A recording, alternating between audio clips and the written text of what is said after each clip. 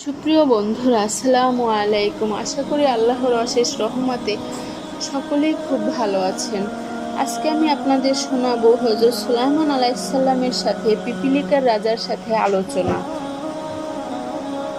একদা হযরত সুলাইমান আলাইহিসসালাম তার লোক লস্কর সৈন্য সামন্ত নিয়ে সিংহাসনে আরোহণ করে এক নতুন জায়গায় গিয়ে অবতরণ করলেন। সেখানে অবতরণ করা মাত্র তিনি শুনলেন পিপিলিকার রাজা চিৎকার করে বলছে, হে পিপিলিকার দল, তোমরা অতি সত্বর নিজ নিজ গর্তে গিয়ে আশ্রয় গ্রহণ করো, কারণ সুলাইমান আলাইহিসসালাম তার সৈন্য সামন্ত নিয়ে এখানে এসে পৌঁছেছেন। তার সৈন্যরা অলক্ষ্যে হয়তো তোমাদেরকে পদদলিত করে ফেলবে।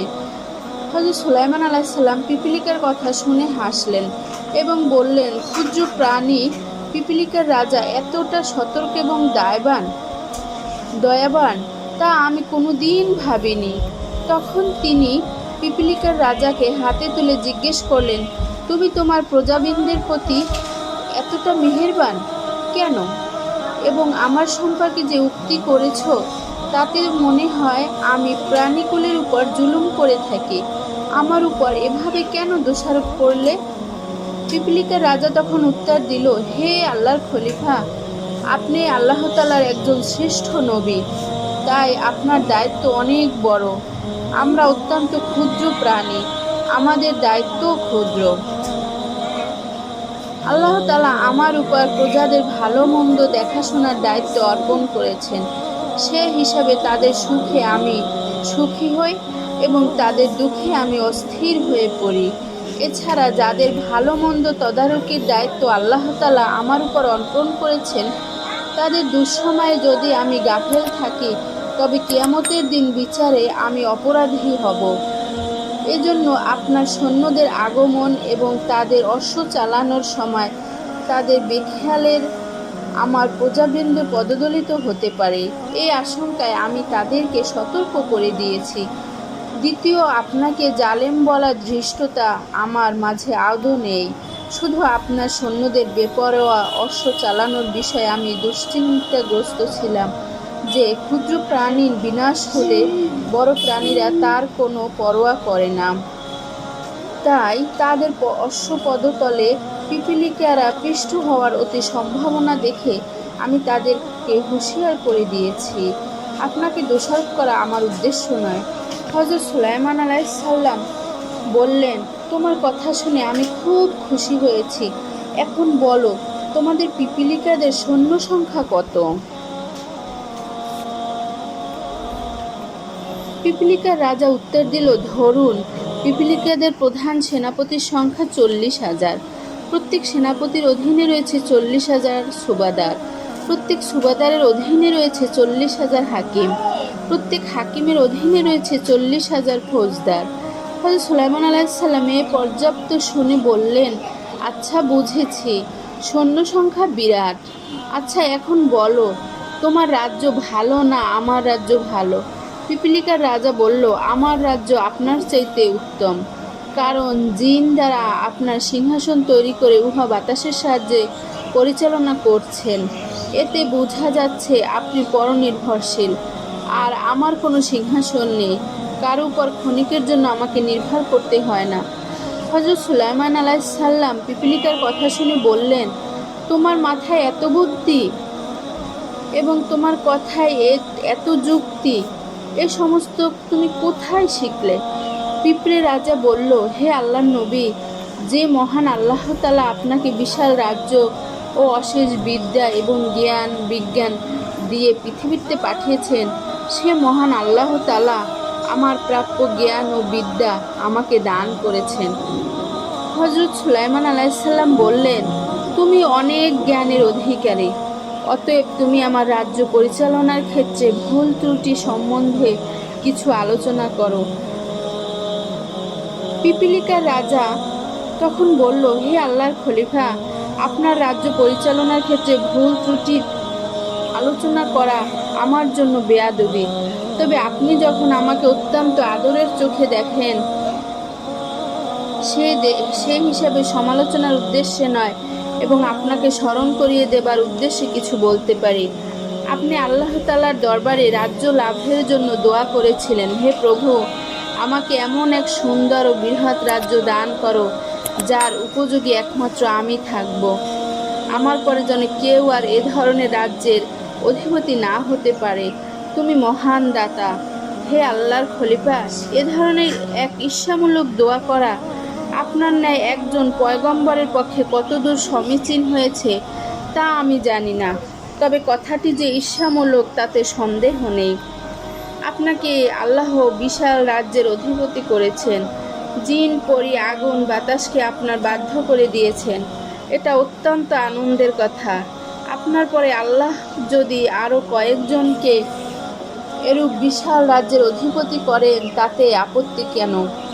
এ আপত্তি দ্বারা কি প্রমাণিত হয় তা আপনি একবার ভেবে দেখুন। একজন নবীর পক্ষে এ ধরনের ব্যক্তি স্বার্থ সম্বলিত দোয়া খুবই বেমানান। হযরত সুলাইমান আলাইহিস সালাম পিপিলিকার রাজার কথা শুনে হতভম্ব হয়ে গেলেন। তার বাকশক্তি রোধ হয়ে গেল। তিনি এ সমস্ত কথার কোনো জবাব দিতে আর সক্ষম হলেন না। শুধু এতটুকু বললেন, ভাই পিপিলিকা রাজা, তোমার দৃষ্টিতে আমার আর কি ত্রুটি বিচ্যুতি আছে তা আমাকে বলে দাও। পিপিলিকা রাজা বলল, আমার কথায় আপনি একটু বেজার হয়েছেন বটে, তবে আপনাকে উচিত কথা বলার ওয়াদা দিয়েছি, তাই আমাকে নির্দ্বিধায় কথাগুলো বলতে হবে। আপনাকে আল্লাহ তাআলা যে বেহেশতি আংটি দান করেছেন আর তার বরকতে আপনি পূর্ব থেকে পশ্চিম প্রান্ত সমগ্র পৃথিবীর উপর রাজত্ব করে যাচ্ছেন। জিন, পরি, মানব, দানব, পশু পক্ষী ও আগুন বাতাসের উপর প্রভুত্বের অধিকার লাভ করেছেন। সর্বোপরি বিশাল রাজত্ব ও নবুয়তি দুটি সর্বশ্রেষ্ঠ সম্মানের অধিকারী হয়েছেন।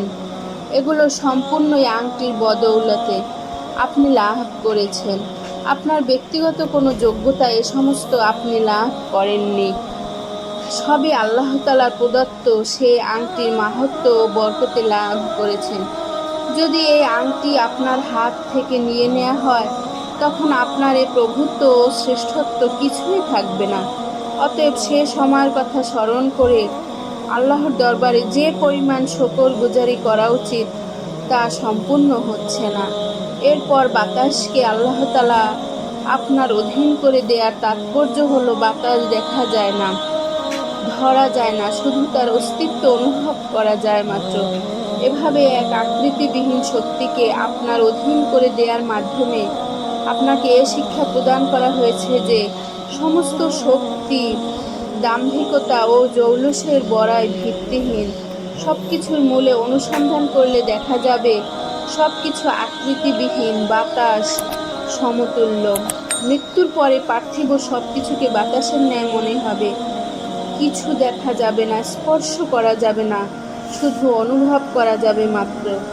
এ সমস্ত কথা শুনে হযরত সুলাইমান আলাইহিস সালাম পিপিলিকা রাজাকে মাটিতে রেখে নিজ পথ চলতে আরম্ভ করলেন। তখন পিপিলিকা রাজা বলল, হে আল্লাহর খলিফা, আপনি গরিবদের দ্বারে এসে খালি মুখে যাবেন? তা হয় না, আপনি দয়া করে কিছু মুখে দিয়ে যান। হযরত সুলাইমান আলাইহিস সালাম এ কথা শুনে দাঁড়ালেন। তখন পিঁপড়ে রাজা তার লোক লস্করদের নাস্তা দিবার জন্য হুকুম দিল। অমনি তারা একখানা ভাজি ফড়িংয়ের ঠ্যাং নিয়ে আসলো। হযরত সুলাইমান আলাইহিস সালাম তা দেখে একটু হাসলেন। পিপিলিকা রাজা তখন বলল, হুজুর, আপনি হাসছেন কেন? ক্ষুদ্র খাদ্যদ্রব্য অনেক সময় বরকতপূর্ণ হয়ে অনেক মানুষকে পরিতৃপ্তি দান করতে পারে, আর বিশাল খাদ্য স্তূপ অনেক সময় শুধু একটি মাছের খাদ্য হিসাবে যথেষ্ট হয় না। এগুলো সবই আল্লাহ তাআলার নিয়ন্ত্রণাধীন বিষয়। অতএব আপনি আপনার লোক লস্কর সহ বিসমিল্লাহ বলে মুখে দিন, আল্লাহ এতেই বরকত দান করবেন। হযরত সুলাইমান আলাইহিস সালাম ফড়িংয়ের ঠ্যাং এর থেকে একটু সামান্য অংশ নিয়ে মুখে দিলেন। তিনি অনুভব করলেন এ বিচ্ছিন্ন অংশটি অনেক বড় হয়ে তার হাতে উঠেছে, মুখে দিলে আরও বড় আকার ধারণ করছে। যখন তিনি গিলে ফেললেন তখন তার পেট পরিপূর্ণ হয়ে গেল। তখন তিনি তার সঙ্গী ও সৈন্য, লোক লস্কর ও আমির ওমরাগণকে একটু একটু অংশ নিয়ে খেতে বললেন।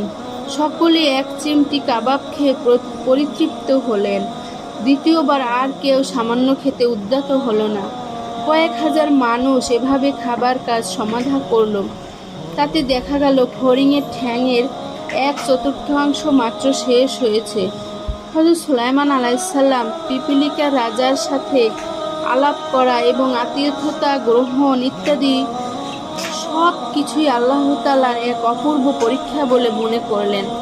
পিপিলিকা রাজার সাথে সাক্ষাৎকারের পর তিনি বাকি জীবনে কোনো দিন আর হাসি খুশি ও আনন্দ ফুর্তির মধ্যে মুহূর্তকাল সময় কাটাননি। রাজ্যের অধিকাংশ কার্যাদি বন্টন করে দিয়ে নিজে ইবাদতখানায় সেজদায় পড়ে কেঁদে কাটাতেন এবং দিনের নির্দিষ্ট একটি সময় মানুষকে দ্বীনের তালিম দিতেন। তাবলীগ ও হেদায়েতের উদ্দেশ্যে সপ্তাহে 2 বার সিংহাসনে ভ্রমণে বের হতেন। হযরত সুলাইমান আলাইহিসসালামের প্রধান মন্ত্রী ছিলেন একজন জিন, তার নাম ছিল আসব। তিনি হযরত সুলাইমান আলাইহিসসালামের বিশেষ অনুগত ছিলেন। বুদ্ধি, জ্ঞান ও বিদ্যায় ছিলেন দরবারের সকলের চেয়ে উপরে। তাই হযরত সুলাইমান আলাইহিসসালাম তাকেই প্রধানমন্ত্রীর পদ দান করেন। বন্ধুরা, আমার ভিডিওটি আজ এ পর্যন্তই। সবাই শুনবেন, ইনশাআল্লাহ সবার ভালো লাগবে। মা বোনরা সতর থেকে নামাজ পড়বেন, নতুবা আপনাদের নামাজ কবুল হবে না। সবাই ভালো থাকবেন, সাবধানে থাকবেন, নিরাপদে থাকবেন। আসসালামু আলাইকুম।